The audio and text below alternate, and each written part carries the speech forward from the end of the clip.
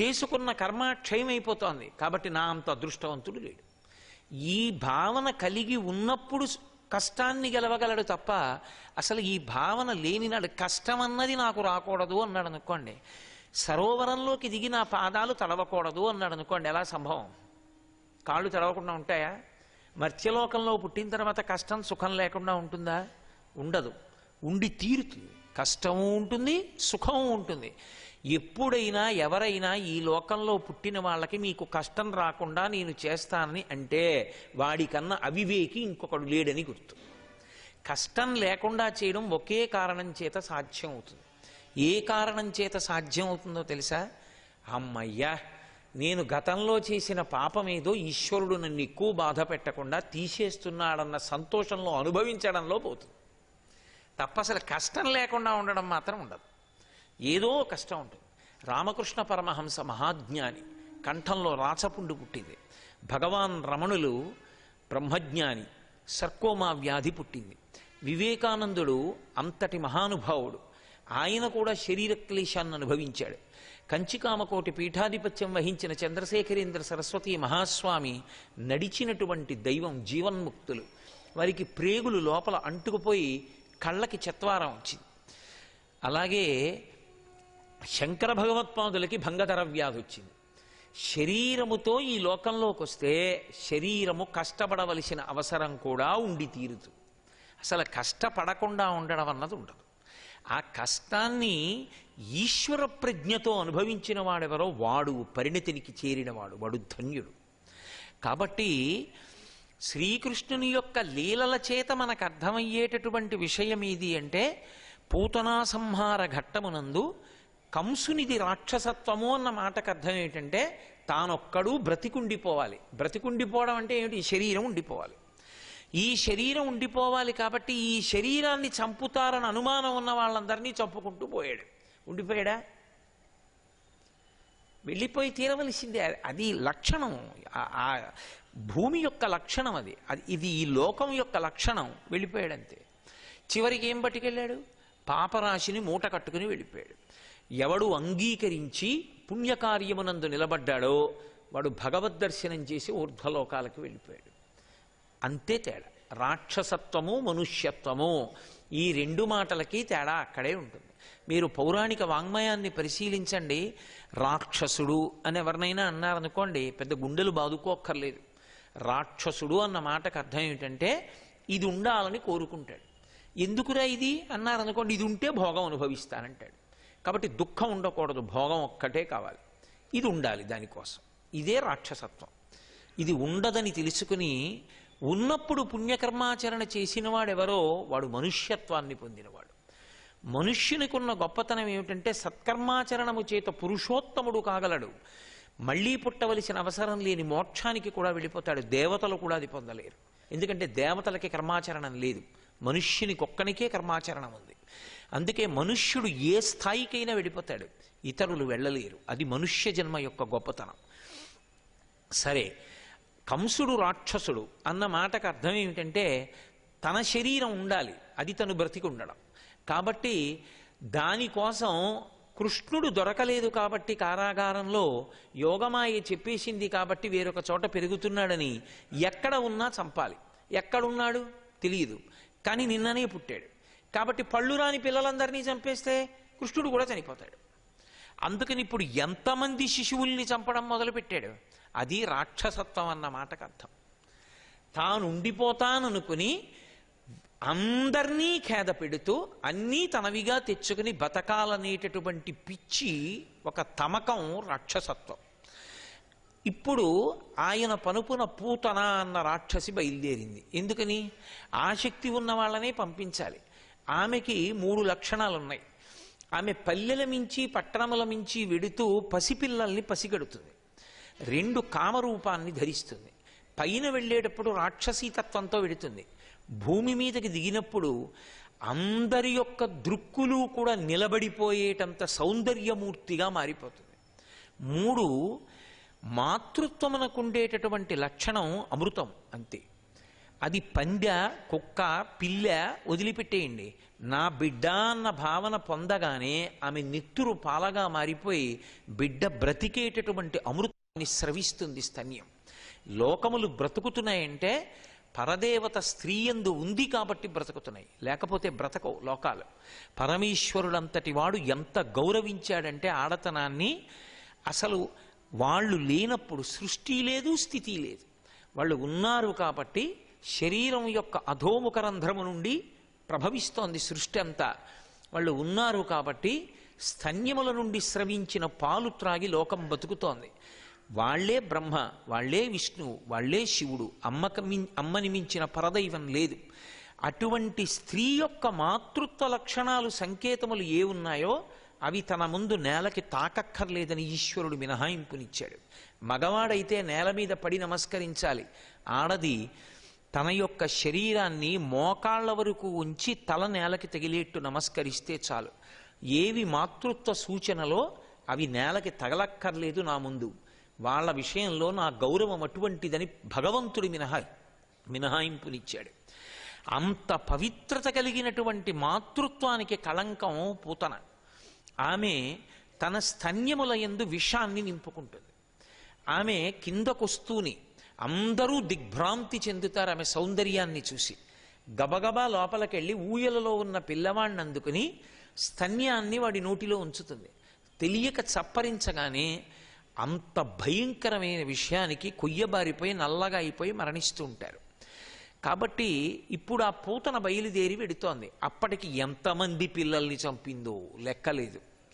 ఇప్పుడు ఆమె నందవ్రజం మీదకు వచ్చింది. నందవ్రజంలో పైనుంచి చూసింది. కింద నందుడి యొక్క గృహం ఉంది.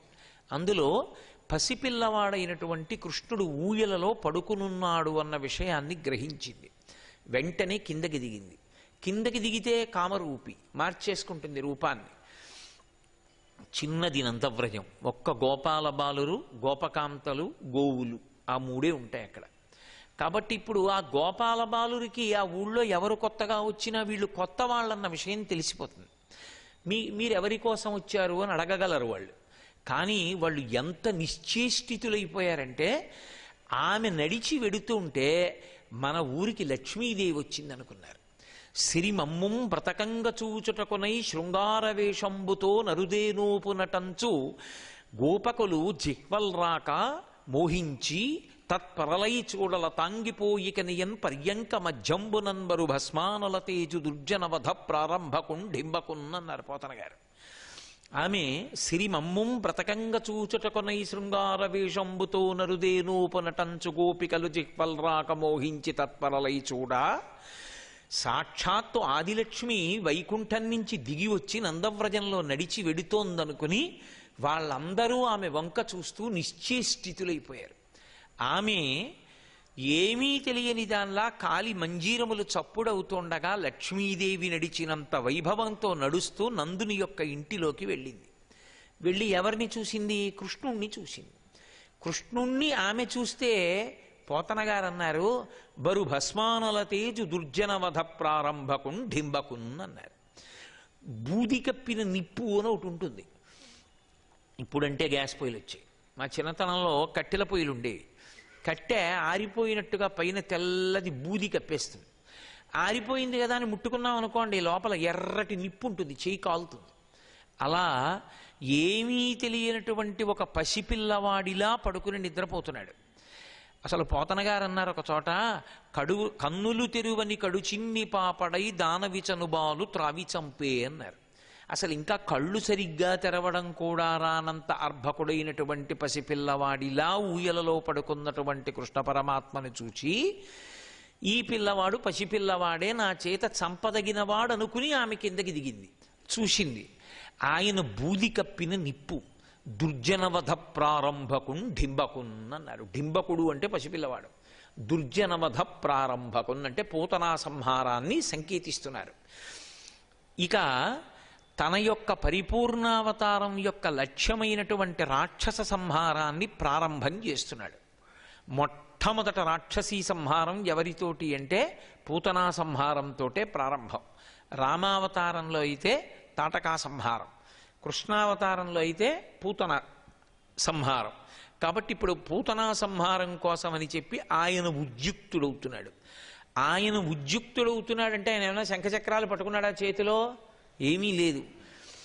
ఆ లోకేశ్వరుడా చరాచర విభుండాబాల గోపాలుడా బాలధ్వంసిని గొంతు గంటిడి వెసన్ బాలెంత చందంబునన్ పాలిండ్లన్ విషమూని వచ్చుట మదించింతించి లోనవ్వుచున్ కాలంగేల కదల్పరాని కరణిన్ కన్మోక్షి గుర్పెట్టుచున్. పోతన గారు శాబ్దిక ప్రత్యక్ష ప్రసారం చేశారు. అది వింటుంటే అసలు ఆ కృష్ణుడు పడుకున్నటువంటి రీతిని అంత అద్భుతంగా ఆవిష్కరించారు ఆయన. ఆ లోకేశ్వరుడా చరాచర విభుండాబాల గోపాలుడు.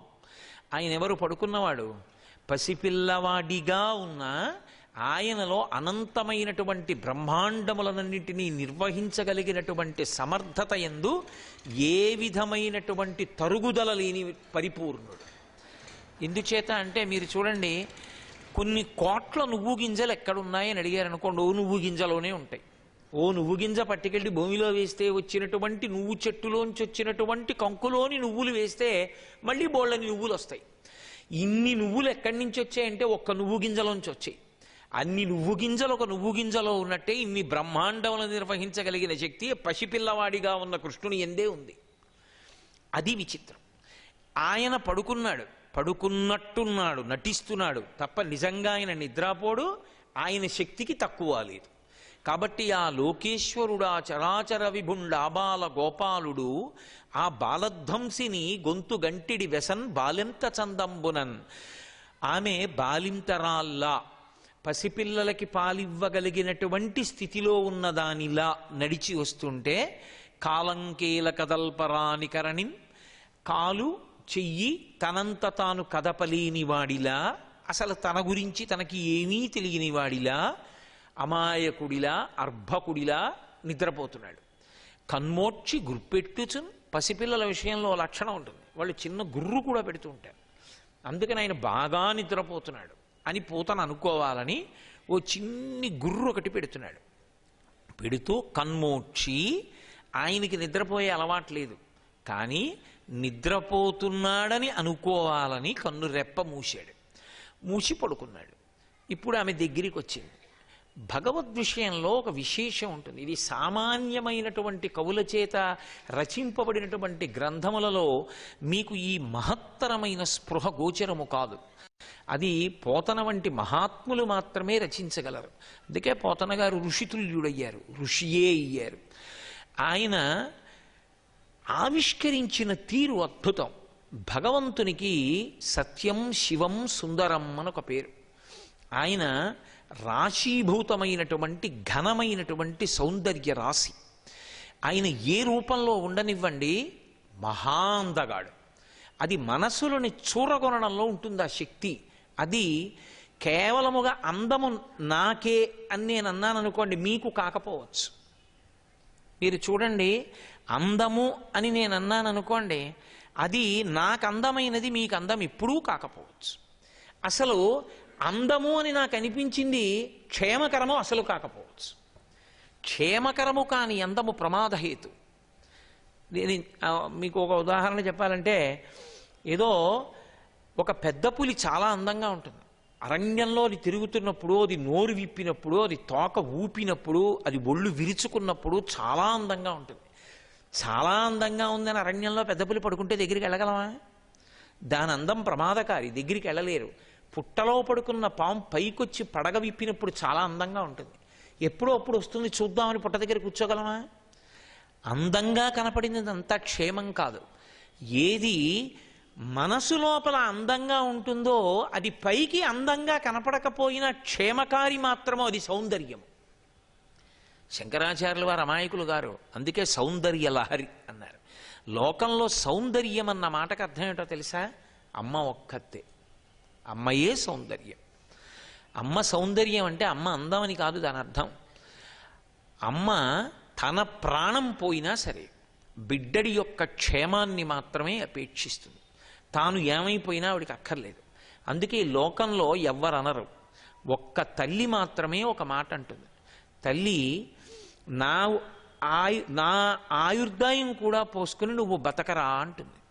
ఆ మాట తండ్రి కూడా అనడు బిడ్డడి విషయంలో, ఒక్క తల్లి మాత్రమే అనగలదు. తాను ఏమైపోయినా పర్వాలేదు, పిల్లాడు క్షేమంగా ఉంటే చాలు. ఆ క్షేమాన్ని చూడగలిగినటువంటి శక్తి అమ్మ యందుంది కాబట్టి అమ్మ సౌందర్యం.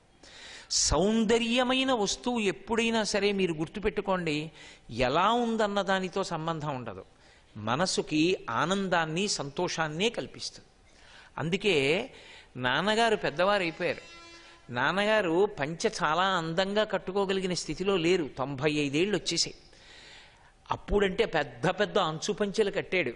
ఇప్పుడంత బరువు పంచె కూడా కట్టుకోలేక పూర్వం వేసుకున్న ఉత్తరీయం సన్న అంచున్నది మొల చుట్టూ ఓసారి తిప్పి కట్టుకుని అది కూడా జారిపోతుందని కొడుకుని పిలిచి మొలతరాడు కట్టించుకున్నాడు.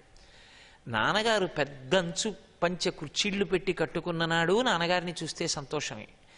నాన్నగారు పంచె కూడా కట్టుకోలేక పల్చటి ఉత్తరీయాన్ని మొలకి చుట్టుకుని పైన మొలతాడు కట్టుకుని కుర్చీలో కూర్చున్నప్పుడు నాన్నగారంటే అపేక్ష. ఆయన నాన్నగారు ఎప్పుడూ ప్రేమతో చూసేవాడు. ఆయనలో అందం కట్టుకున్న పంచెని బట్టి ఉండదు, నాన్నగారన్న భావన ఎందుంటుంది. వెంకటేశ్వరుడు అభిషేకానికి లంగోటా కట్టుకున్న అందం, పెద్ద పంచె కట్టుకున్న అందం, కిరీటం పెట్టుకున్న అందం, శుక్రవారం తీసేసిన అభిషేకం చేస్తుంటే అందం, సళ్ళింపు చేసి నామాలు తగ్గించిన అందం, నామాలు పూర్తిగా పెట్టిన అందం. అందమన్నది ఒక మనిషికి నచ్చాలంటే ఎలా ఉన్నా అందంగా ఉండడం అన్నది ఉండదు, ఒకలా ఉంటేనే ఒకడికి అందంగా ఉంటుంది. ఎలా ఉన్నా అన్న మాటలో అది ఎందుకు ఉంటుందో తెలుసా? అది క్షేమాన్ని చూసే శక్తి కాబట్టే ఎలా ఉన్నా అందంగానే ఉంటాడు. అది అమ్మతనానికి ఉన్నటువంటి గొప్పతనం, అది సౌందర్యం. భగవంతుని యందు సౌందర్యము అభివ్యక్తమవుతుంది. ఆయన క్షేమంకరుడు, ఎప్పుడూ మన క్షేమాన్ని అపేక్షిస్తుంటాడు ఈశ్వరుడు. అందుకే ఇంత పూతన ఇంతమంది పిల్లల్ని చంపింది కృష్ణుడి దగ్గరికి వచ్చేటప్పటికో మాట, అబ్బా ఎంత అందంగా ఉన్నావురా అని. అంటే ఆ సౌందర్యం రాక్షసుల్ని కూడా వివశుల్ని చేస్తుంది. అది దానికి ఉన్నట్టు. అసలు నేను మీతో ఒక మాట చెప్పగలగాలి అంటే, మనసుకు ముప్పిరి కొనేటట్టు చెయ్యగలిగినది, మనసు మీద ముద్ర పడిపోయేది, మనిషికి సంతోషాన్ని కల్పించేది బాహ్యమునందు ఆడంబరానికి తగిలించుకున్న అందం వల్ల రాదు. దేని వల్ల వస్తుంది అంటే లోపల ఉన్నటువంటి సద్గుణముల వలన వస్తుంది. ఒక వ్యక్తి 15,000 రూపాయల పాదరక్షలు వేసుకుని 25,000 రూపాయల బట్టలు కట్టుకుని పరమ మోసగాడు అలా వెళ్ళిపోతున్నాడు అనుకోండి, వాడి జోలికి వెళ్ళకండి అంటారు. అదే మొలకి ఓ గుడ్డ కట్టుకుని అది కూడా సరిగా ఉండకుండా జారిపోతూ నుదురంతా విభూతి రాసేసుకుని ఇంత పెద్ద బొట్టు పెట్టుకుని ఉరప్పంజరం బయటికి కనపడుతూ సన్నటి కాళ్ళతోటి మోకాళ్ళ నిండా ముడతలతోటి ఓ కళ్ళజోడు పెట్టుకొని చిన్ని జుత్తు ఉన్నట్టుగా గుండు చేయించేసుకొని ఓ సత్యదండాన్ని చేత్తో పట్టుకొని కామకోటి పీఠాధిపత్యం వహించిన చంద్రశేఖరేంద్ర సరస్వతి మహాస్వామి అలా నడుస్తున్నారు అనుకోండి, మనం ఎవ్వరమైనా ఇలా కూర్చుంటామా? లేచి ఆయన పాదాల మీద పడిపోతాం నేల మీద. ఇప్పుడు కట్టుకున్న బట్టల యందుందా సంతోషాన్ని ఇవ్వడం, మనిషిలోని సద్గుణములు ముఖమునందు దీప్తిగా వ్యక్తం అవడంలో ఉందా అసలు ఆనందం? ఆ క్షేమాన్ని అపేక్షించడంలో ఉంది. అపరశంకరుడై లోకము యొక్క క్షేమాన్ని అపేక్షించారు కాబట్టి వారు నడిచి వెళ్ళిపోతుంటే బస్సులు దిగి నేల మీద పడిపోయారు. ఆయన మూర్తి వంక చూసేలా నిలబడ్డామనుకోండి, ఏదో తెలియని ప్రశాంతత కలుగుతుంది. అలా కలిగింది అంటే వారి సద్గుణములు వారి దీప్తిగా వ్యక్తమయ్యాయి, అది సౌందర్యం. ఆయనని ఉపాసన చేసిన వారే అంత సౌందర్యమైతే ఆయనే ఎంత సౌందర్యం ఇంకా. అది అక్కడ భగవత్ సౌందర్య వర్ణన. అది ఇలా ఉన్నాడు అలా ఉన్నాడని వర్ణించకుండా పూతన నోటి వెంట చెప్పించారు పోతన గారు, అద్భుతమైనటువంటి రీతిలో ఆవిష్కరింపజేశారు. ఆవిడంది కృష్ణుణ్ణి చూసి, నాచనుబాలొక గుక్కెడు ఓ చిన్ని కుమార త్రాగు మొయ్యన పిదపన్ని చెలువ మెరుగవచ్చును నా చెలువము సఫలమగును నలినదలాక్ష అంది. కళ్ళ గురించి చెప్పింది. మొదట పిలవడం ఏమని పిలిచిందంటే నలినదలాక్ష అని పిలిచింది. అంటే పద్మముల వంటి కన్నులున్నవాడా అని పిలిచింది. అంటే అసలు భగవంతుని యొక్క సౌందర్యం ఆ కన్నులే. ఎందుకంటే శరీరంలో ఏ అవయవం నవరసాల్ని వ్యక్తం చేయదు, కన్నులు ఒక్కటే నవరసాల్ని వ్యక్తం చేస్తాయి.